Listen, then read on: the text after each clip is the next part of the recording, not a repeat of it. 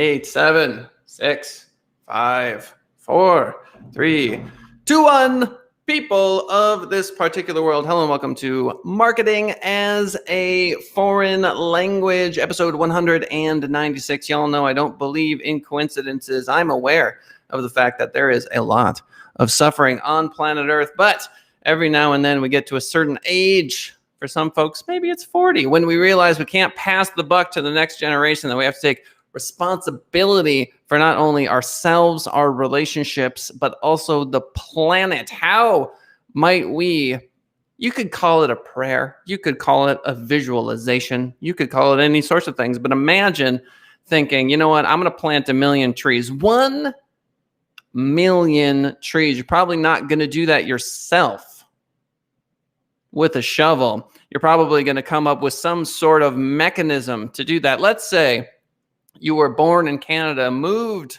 to Australia, and had that particular vision. Our guest on the show today, Daniel Vivarelli. You feel free to do it with your hands. Vivarelli believes in the power of intention. He understands that thoughts become things. And I can tell you already, we're going to have a great interview. Ladies and gentlemen, put your virtual hands together for Daniel. What a great intro, man. Thanks for having me. You know what? I do believe that thoughts become things. And I think people struggle when they're going through things in their life. Mm-hmm. You know, sometimes that hurts to hear that. If you're depressed, if you have really bad news, things are going rough for you, what would you say to a depressed person where you're like, you know what, just set your intentions? And they're like, yeah, but I'm sad. Mm-hmm. Yeah, I mean, I think that's a question that's probably above my pay grade, but I mean, definitely thoughts become things, right? I think, to quote Noah Kagan, everybody has a little shit weasel inside their mind, right? And it's about having techniques to just put the weasel, like, I heard you, man, I heard you, good, but like, I'm gonna go do something positive, you know? For some people, it's like, just go for a walk around the block because they haven't exercised in 3 months. And for some people, the bar is higher, but I don't know. You got to just keep swimming. Yeah, you do. Don't really have much of a choice. Now, we're going to go back in time to where you were born. We're going to go back to Canada. But before we do, tell me, how many trees have you planted so far? I think we're just about to hit 54,000 reviews for our members. And since we plant 1 tree per review, that's 54,000 trees planted. And so are these birch trees, oak trees, maple? Sure. Because there are certain trees I just cannot stand. Yeah, and others that I'm partial towards. Yeah. No, we actually stole a hair from your comb, did a DNA sample and decided to plant the ones that make you the most itchy, Kellen. So this is actually, it's not an exercise in doing good. It's actually a very clever ploy to trigger allergies for you. Sorry, man. Yeah. You know, a Vivarelli. Yeah. So to answer your question, the trees that are being planted are all native to their particular country and ecosystem that they're being planted in. And since we're supporting planting sites in Indonesia, Nepal, and Madagascar, the trees are different in each of those zones. Right. Yeah. Unique snowflakes. I love it. No, obviously it's incredible what you're doing, and people should use your services, and we'll talk about that later. But let's go back to Canada. There you were. What part of Canada? Are you by the ocean? British Columbia, Canada. Yeah, Vancouver Island. Yeah, very close to the ocean. Okay. I mean, Vancouver Island's not that big, right? So it's pretty hard to be not close to the. All right. Both parents in the household? Yeah. Yeah. Did you have the stereotypical white picket fence? Was everything groovy for you? Killing it?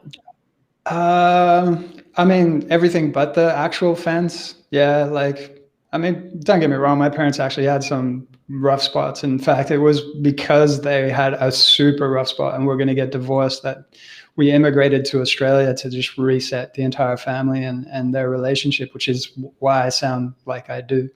But yeah, up until that point, I mean, no complaints, man. I mean, little Daniel with his BMX and his GI Joes, you know, scooting around the neighborhood and with his friends, you know, just like Goonies style. It was great. All right. So how old were you when your family decided to, okay, we're going to Australia? I was 10 years old. It was December. So imagine like little kid, you've spent your entire life in Canada having white Christmases, and all of a sudden it's December 23rd and you're standing on a beach in scorching hot summer weather in Australia, just going, what the heck is going on here? Like, it was just so bizarre. So in Australia, because it's in the southern hemisphere, it's the inverse of the seasons, right? That's right. Yeah. So in December, it's summer. It's middle of summer, and not only is it middle of summer, but depending where you are in Australia, it's middle of summer and it's freaking hot as well. Yeah, like really hot. All right. So 10-year-old little Daniel gets uprooted. Was it hard for you to find friends, to be social, to do all that sort of thing? Or you're like, nah, I'm cool, it's good? Look, I think transitioning came with its own particular set of challenges. But I was actually chatting to my missus the other day about this, which is, looking back, I'm glad my parents made the move, even though it was challenging for sure. Particularly, I've got an older sister. She was 17 at the time. That was even harder on her. But it didn't take long to adapt. And once we did, like, I mean, I don't know what kind of childhood I would have had growing up in, you know, Vancouver Island in Canada. I just know that I had a really epic like childhood through to my adolescent years in Australia, like growing up on the northern beaches and the peer group that I had and the connection to nature that it gave me, actually, which is relevant. That is relevant. Yeah. So what's your technical skill set? Are you a computer scientist? Did you have someone else create this review platform? How did that all plan out? Yeah. I guess technically, I mean, my limits are around, you know, I started off as a cliche. I was a snowboarding web designer back in my teens. You know, you couldn't throw a rock without hitting three of us in any given direction back in the late 90s, early 2000s. And we all just wanted to work as little as possible, make as much as possible so we could snowboard, you know, our faces off. And so, you know, web development was about the limit of my technical expertise. I started Starloop off as an agency and kind of duct taped together a solution just to prove the concept. And a number of years later, I was like, you know what? I want to amp this up. I want to pour some fuel on the fire, and I don't want to be beholden to, you know, some janky thing that I put together. I want a proper professional platform. So yeah, we pivoted to SaaS, software as a service, and I brought on a CTO who's a phenomenal software engineer who wrote every single line of code behind the platform. And the platform is it Yelp, Google? What other reviews does it help you get? Yeah, so Starloop is specifically focused on helping predominantly local businesses get reviews on Google and Facebook as well if they want to. We don't support Yelp. Yelp, I don't know, they're kind of a special little snowflake. They're the subject of a documentary called The $1 Billion Bully for their questionable business practices.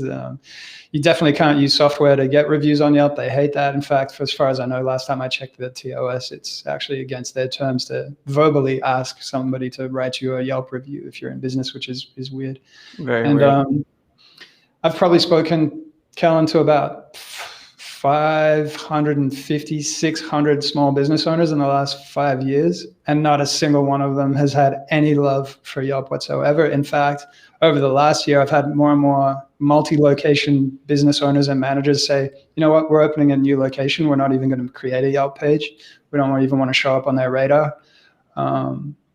And yeah, so for us, we did something that a lot of reputation management software platforms haven't done and don't bother to do, which is apply for and get approved for API access with both Google and Facebook. So we're directly integrated into those sites instead of doing shady scraping stuff to simulate being integrated. Right. So if I am a business owner, there's the standard sort of, I go to client's home, let's say I'm a plumber. Okay. Mm-hmm. Hi, your toilet's broken. I know how to fix toilets because I'm super good at that. So I show up to your house and I'm like, whoa, let me get on my hands and knees. Let me fix this toilet. Bam, I fixed it. You're thrilled. Yep. The invoice is 1/5 what you thought it would be because that's how good I am. And then the person that I'm talking to who has a wacky voice is like, hi, you guys are so great. I'm going to write you a review. And then I say, excellent. And then I leave and she doesn't do it. And we send her an email later and say, hey, you want to leave me a review? And she's like, I'll get around to it. But she doesn't do it then either. I mean, what can we really do? We can only incentivize. Do you incentivize? That's against the rules, isn't it? You can't be like, I'll give you $5, you write me a review. Right. No, you can't do that, can you? It'd be like, I'll give you a back massage. Would you like a back massage? No? I don't know about the back massage, but I think you're missing out. I think you're missing out. You might fly under the radar in some states, but definitely like not in Kentucky. No, definitely not Kentucky. I don't know enough about that state, but I know that it's definitely you know that now. Most states, if not they're all very of them. Stringent about back massages. Back massages. Yeah. So. All right. Most states, you can't hand out cash or any material or financial incentive for people to write reviews, good, bad, or indifferent. It's against the law. Right. So the way that we've done it is basically kind of cheeky in a way, but we plant a tree for every review, but we don't plant. Initially, we were planting the tree on behalf of the client writing the review. We're like, hey, look, if you write a review for Kellen's Plumbing, tree gets planted. Yeah. So we made it. I thought, that's enough of an arm's length thing. Like planting a tree just goes into the natural commons, right? It's not going into somebody's backyard. It's not going to somebody's back pocket. This is not a $20 Amazon gift certificate or anything like that. Did you get in trouble? Did you get in trouble for doing that?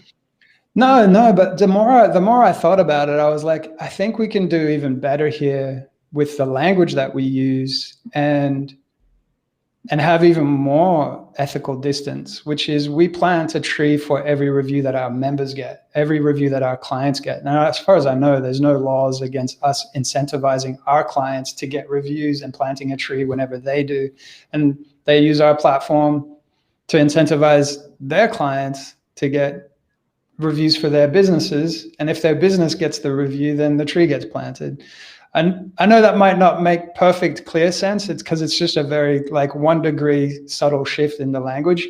But if you really dissect it, it's a completely different premise. Okay. It's a premise that I don't understand. But let me see if I do. So you went from saying, hey, Janice, you leave a review. We're going to plant a Janice tree. I can't tell you, Janice, if it's going to grow and into a mature tree, if it's going to win the battle for sunlight. We don't know these things. We also don't know where it is, but it's your tree, Janice. We got you. Sunlight. Okay. There's that. And then you said, yeah, no, this is garbage. We're throwing that in the garbage because we can do better. And you said, we're just going to plant a tree for every review that a business that pays us money monthly gets. Now, my question is, regardless of whether or not it came from your platform or only through your platform? Regardless if it came from our platform or not, and regardless if the review is good, bad, or indifferent. Yeah. Interesting. So, guys, if you want to make sure that future generations don't live in a desolate dystopian nightmare, find Daniel's people's websites and just write a whole bunch of reviews on them. Can we get a list? Can we get a list of your clients? Funny. No? No. Okay. No, I kid. I think it's amazing. And it's definitely a better message. We're just saying, hey, look, you know, the number of reviews you guys are getting. And then when you get to sit down with clients too, that's a fun conversation, right? I mean, you get to kind of go, yeah, you know, like you guys can tell all your people that this is what happens when you leave a review. They feel good, you feel good, everyone feels good. Not to mention like how much time you really spending on that review. Yeah, exactly. And I think for the businesses, it's like there's a 5-star gold rush going on, and there has been for a number of years. What I mean by that is like every single awake business or brand on the planet is trying to get as many reviews, 5-star that is, it's trying to get as many 5-star reviews as they possibly can on any marketplace where their potential customers are. And for a local business, most of that action is happening on Google. Yeah. And so what ends up happening is there's a level of what we call review exhaustion, Kellen, in the marketplace. Like think of it this way, like in any given month, let's say Rhonda's getting hit up for a review from her hair salon because she actually has hair. Right. She's she goes to the gym, they want a review. She orders a couple of things off Amazon, they want a review. She's had a recent stay at Airbnb, they want a review. She downloads 3 apps on her phone, they all want one. And then you come over and fix her toilet and you're at the back of the line and you want a review, right? Like, yeah, but my customer service is just, those other customers, like they're somewhere, they're like some 4-star garbage. My plumbing service, Daniel, I mean, I know I've never plumbed in your house, but I'm just saying that. And that's true. Like it's a miracle. It's a miracle how good I am at it. Maybe you're like the rare 10-star guy, you know, and they're like, oh, I wish I could leave you five extra stars. But like most businesses are just like, you know, providing the best possible service, not like superhero service. So they're at the back of the line going, you know, yeah, can you leave us a review on Google? And, you know, you got to think about it. Rhonda, like all of us, is a busy, lazy human being, you know, from the time she gets up, boom, we are talking about Ronda Rousey, right? The MMA superstar? Nah, just a generic Rhonda. Regular Rhonda? Regular Rhonda next door, yep. I feel like we're being unnecessarily harsh to regular Rhonda. Oh, no, they're awesome. They're the best. I mean, check out how busy they are. They're like the rest of us. That's true. They went to the, how did you pronounce that? The salon? The salon? Did I say salon? The salon. The salon, yeah. However you pronounce it is not the way I pronounce it. But yeah, you know, she wakes up and she, like the rest of us, she's got a million things to do all day long. You know, get the kids to school, get to work, pay the bills, you know, like she's busy. So I try to get a review out of her. She's like, leave me alone, I'm busy. And then at some point she's going to switch to lazy mode like the rest of us because it's time to chill out. And like, good luck to get a review then because she's like, leave me alone, man, I'm relaxing. So every single business in the world, like we quickly figured out that with StarLoop, we weren't solving a technology problem. We were solving a human behavioral psychology problem. That's the big overarching problem. That's true. Yeah, because at the end of the day, writing a review is incredibly easy. And right. I mean, that's the same thing like with the show. I'm like, leave a comment. What's it going to take? Bro, it's going to take you 4 seconds to say, nice show. Like for the algorithm, dude. Just like, you know what I mean? Feed the algorithm. Dude, feed the algorithm. Like I'm not even asking for you to think of some thoughtful comment. Like say hi, H-I. Don't capitalize the H. It's fine. This is fine because then I at least get to hit the thumbs up button. I can respond to it. I mean, there's just a million things you can do. Like once it exists in the first place, but people do not care, man. They don't care. They don't care. You can look someone straight in the eye too and be like, here's exactly how you can help me. And then, just move on or forget or whatever. So any little thing to help get a review. So you have a market differentiator. Big one. Yeah. Because Len, when, you know, Rhonda's thinking about like, no, not writing a review. Oh, a tree gets planted. that's kind of interesting. And I really like Helen. I thought he was a superstar plumber. Okay, you got me. Next thing she knows, she clicks 3 times and she's on that write a review page for your Google My Business profile.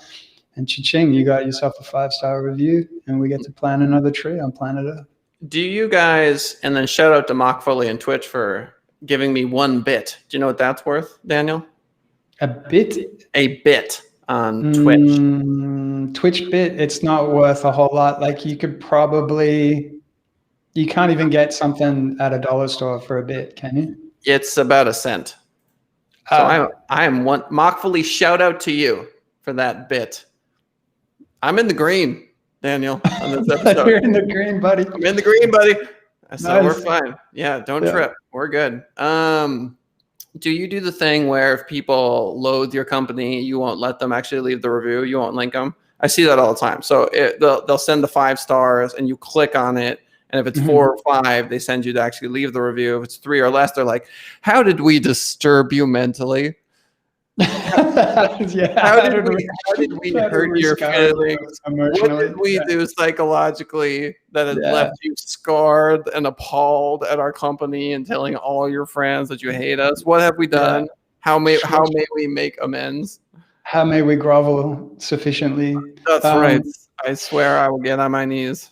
So that used to be an acceptable practice, and the early Starloop 1.0, when it was an acceptable practice, had that feature available to it. It's called gating or segmenting, but it's no longer a acceptable practice, and in fact it's against the terms of service of a lot of sites. And so like all the good reputation management / review acquisition softwares out there, when we created Starloop 2.0, we were like, no, we're not going to do that. It's just, you're operating without a safety net, and it takes a little convincing sometimes to some businesses to say, look, you're going to be fine. You run a good business, right? They're like, yeah, we run a great business. So don't worry about it. Like, just serve your customers as best as you possibly can. You've now got Starloop in your back pocket as a tool that's going to get you way more 5-star reviews than you've ever gotten before. And you're going to pick up a handful of negative ones. Don't worry about it. I like to use the analogy of buying stuff off Amazon, which is, dear, scared, potentially scared new Starloop member who wants to sign up but is terrified that we don't have gating. When was the last time you bought something that was perfectly rated on Amazon? Never. You never buy something that has a perfect 5-star rating on Amazon unless it's only got like 4 or 5 reviews or something like that. But if you buy something that has like 200, 500, 1,000 plus reviews, it's going to have like 4.7. Yeah, 4.8. And that's all people are looking for, is just to have I trust 4.8 way more than I do 5 stars. 5 stars means you don't have that many reviews. Dude, I'm glad you raised that point, because how's this? Like, one of our earliest members, he was actually in our beta program. He signed up. He's like, dude, I'm going out of business. I need reviews. Can you help me? I'm like, I don't know. I got some crazy ideas around planting trees, getting reviews. It might work. Don't know. But if you want to jump in for the private beta, go ahead. He's like, all right, let's do it. So he jumps on board. It starts working like gangbusters. Not only is he not going out of business anymore, he's now hiring more home inspectors to help him keep up with the demand that he's getting from all the reviews that he's gotten on Google. Odds on Home Inspection Services, these guys are called. Odds on Home Inspection Services, if anybody wants to check them out. They've now got, like, I don't know, 1,300 Google reviews. There's a small forest on planet Earth that exists just from these guys doing home inspections and using our software. But here's the thing. When his first negative review came in, he was so gutted. He's like, this is just an outright lie. Like, read the review, and he's trying to defend himself to me. I'm like, dude, I don't care. And honestly, you shouldn't care either. And he's like, why is that?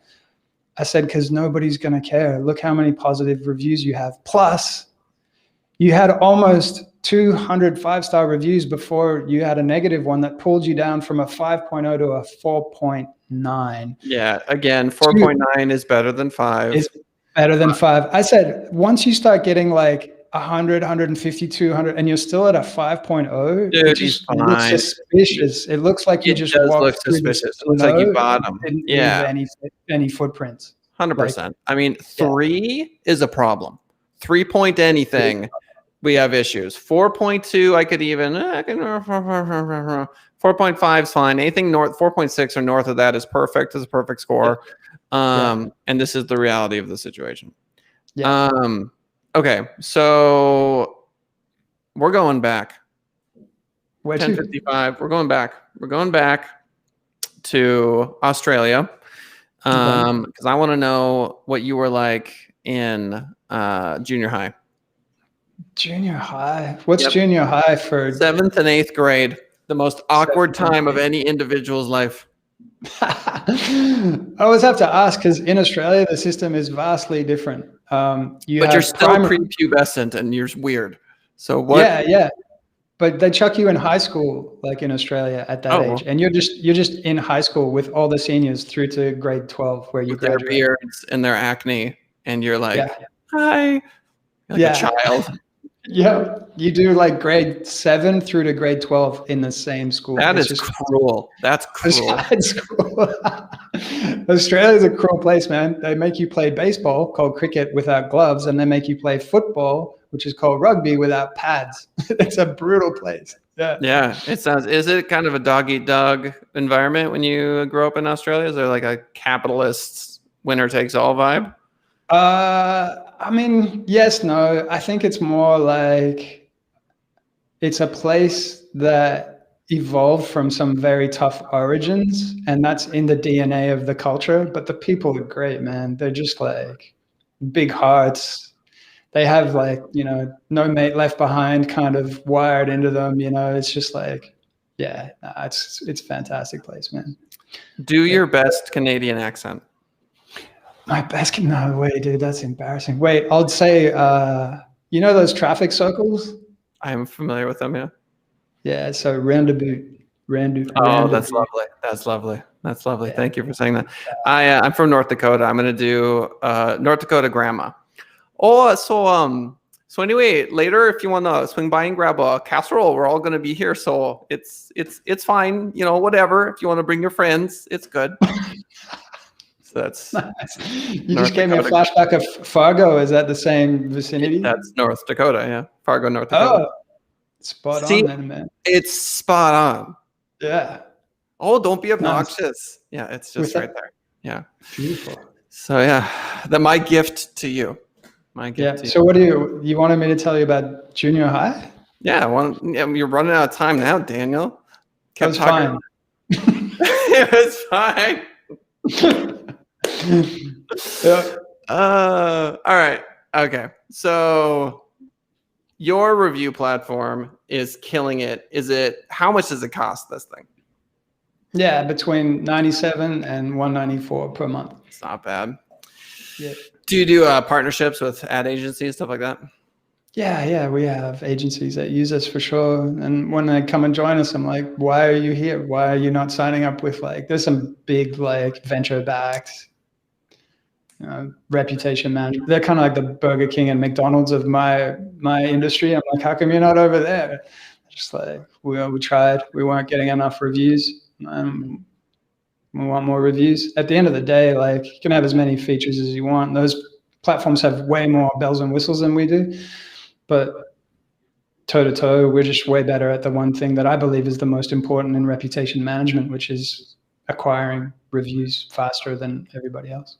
Yeah. I memean, again, David Attenborough put the fear of God into me last couple of days. He's 90. Mm-hmm. He's got, dude, Ram Dass, who's this spiritual dude. Ram Dass? He says, if you want the truth, go hang out with the dying. Right. Yeah. You know what I'm saying? You want to know what the truth of the matter is? Go to hang out with those people. They don't care at all. So Attenborough in his 90s is basically saying to the world, yo, we've lost 60% of our wild space. We've gutted forests the world over. I know you've got TikTok drama. I'm aware of that. But we might want to collectively make some pretty big changes here to the way we exist. And yes, it involves maybe eating less meat. I know, how dare I mention that. So he mentions it in the documentary. That's part of it. But also what you're doing is a big deal. It's a big deal. And because people are terrified for the future generations, because we bear responsibility for the unbelievable amount of plastic we use on a daily basis, and everything else we do. That's horrendous as well. that is the what's pushing people over the edge to actually sit down and be like, oh, you know what? Like it makes me feel better to write this review. Yeah.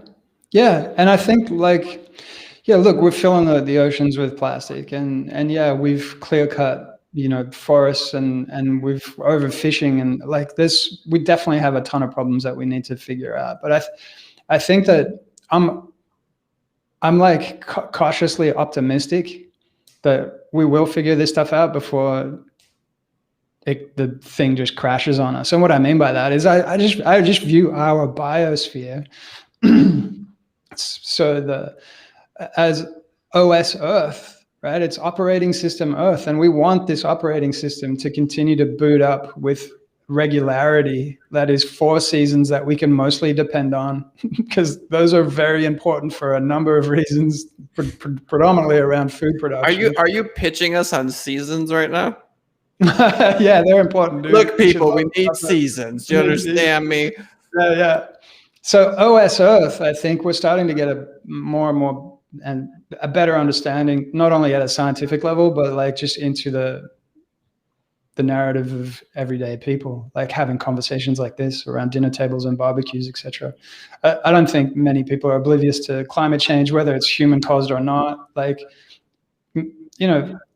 I'm no exception, but me growing up in Canada, like, look, dude, I grew up in a town where at 10 years old, if I walked out my door, the snow would be as tall as I was often. Like, and now that's not the case. Now they're lucky if they get any snow at all. So I think in like one generation, there's tens of millions, if not hundreds of millions of people who know eyewitness to how much things have changed. So yeah, I'm optimistic that mother is the invention. What is it? What's that expression? Mother is the necessity of all invention. And necessity is the mother of all invention. Thank you. And so what ends up happening is like new ideas, new thoughts come along. And in a strange way, it's like we were talking about Tom's shoes the other day. We find ways to solve these problems from the inside out that is meaningful and that is profitable. And at the end of the day, like if the others don't come on board, then they just die like dinosaurs.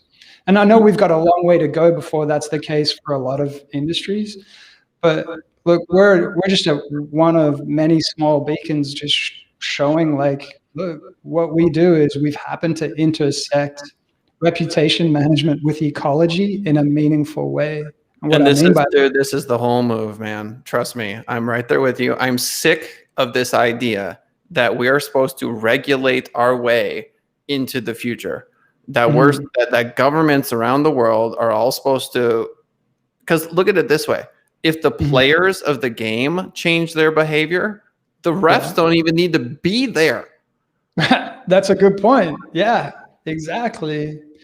And so if you think about like regenerative commerce, which is how we're running our business, this idea that a transaction can trigger an act of regeneration, but not only that, but that the act of regeneration gives a competitive advantage, like on practically every single level, then at the end of the day, like if you draw a long enough timeline, Nike's going to have to start planting trees. Otherwise they're going to lose market share to companies that make clothes and do plant trees. It's exactly what I've been saying for years now. Again, I was in a meeting with a couple senators, and dude, I was like, people of the world, the governments of the world, I get it, man. Lots of power. They're doing their stuff. It's cool. But the private sector is going to massively change this whole thing. And it's going to be through doing precisely what you're doing. So I commend you. We're going to talk backstage after the show about how my agency can sync up and work with you. I want to introduce you to Michelle Farino, who's the VP of Sales and Operations for Send It Rising.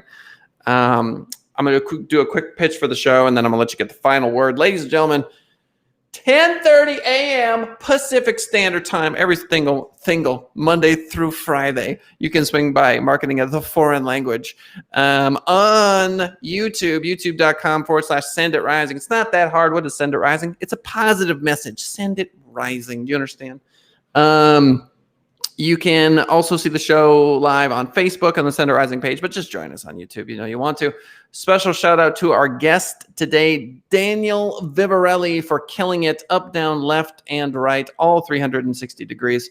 We'd love to have you back on the show. Let's give you the final word. Yeah, listen, it was cool to hang out, and hopefully for your viewers, they've discovered some new concepts like regenerative commerce, like triggering an act of regeneration for a transaction. These things were new to me a few years back, so hopefully, that gets people thinking about, well, what they could be doing in their business to give themselves a competitive advantage, but also just retool and remodel their business in a way that's more than just about the bottom line and a KPI that's greater than, dollars and cents. That's it for today, ladies and gentlemen. We'll see you tomorrow, same time, same place. Farewell for now.